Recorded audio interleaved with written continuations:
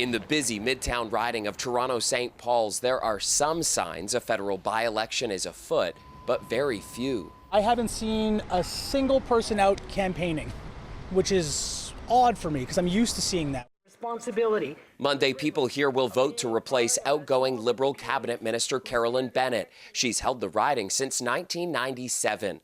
Voter Jeremy Wadsworth hasn't made up his mind. Once upon a time, I used to think that a long-held Liberal riding would never change. So I'm from one of those, Ottawa South, actually. And I can't see that changing, but I could see this one being swaying towards the Conservatives. Why do you think that is? Well, I just think that there's a lot of, it's in the air right now. When one party has been in power for as long as the Liberals have, people get the sense that they want change. The Trudeau Liberals have been in power since 2015. Recent national polling has them slumping well behind the Conservatives. I guess just because they've been in power for a while and they haven't done very well, you know, and that's why I think they're having a hard time this time around. Even though the Liberals have won all 25 Toronto ridings in the last 3 general elections and won St. Paul's by a landslide in the 2021 federal election, pollsters say this time around the Liberals and the Conservatives are tight. She understands it, so sorry to see her go, but not sure about what I'm going to do this time. Liberal voter Lori Kane also doesn't know what she's going to do. I'm leaning towards Leslie Church because I do not want to give a vote that could possibly help Pierre Poilievre. No. How do you feel about Justin Trudeau right now? I think he needs to leave.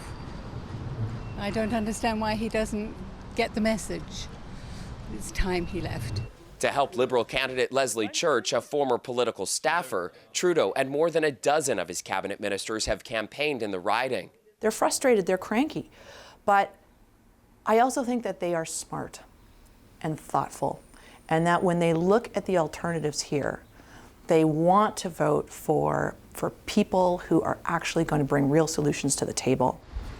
Same drill for Conservative Don Stewart, who's had Pierre Poilievre and multiple high-ranking Tories. But while other top candidates are debating and doing interviews with reporters, not him. We've had a super busy morning, knocking on doors, talking to voters at doors. The Liberals have held this riding for decades. The polls are showing that the Conservative challenger is quite close, a bit of a neck-and-neck race between those two. So where does that leave you?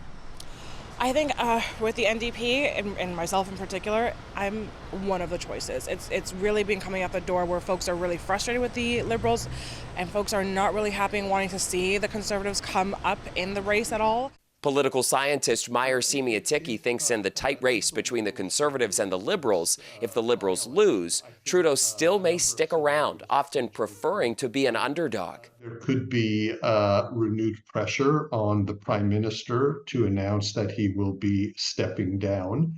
On the other hand, there could also be a kind of rallying around the leader, Mr. Trudeau, by the Liberal Party, to really try to create a resilient bounce back.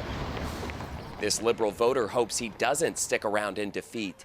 I have my reservations about Justin Trudeau, and that's a given.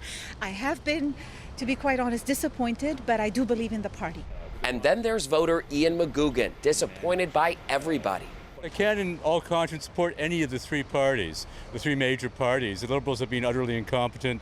The Tories are just plain nasty, and the NDP seem out to lunch. So I'm a very angry voter, but I'm also one that doesn't have anybody to vote for. Frustrated as he is, he says he's keen to see who his neighbors elect in Monday's by-election, and given the national implications here, seems a lot of Canadians will be rubbernecking too.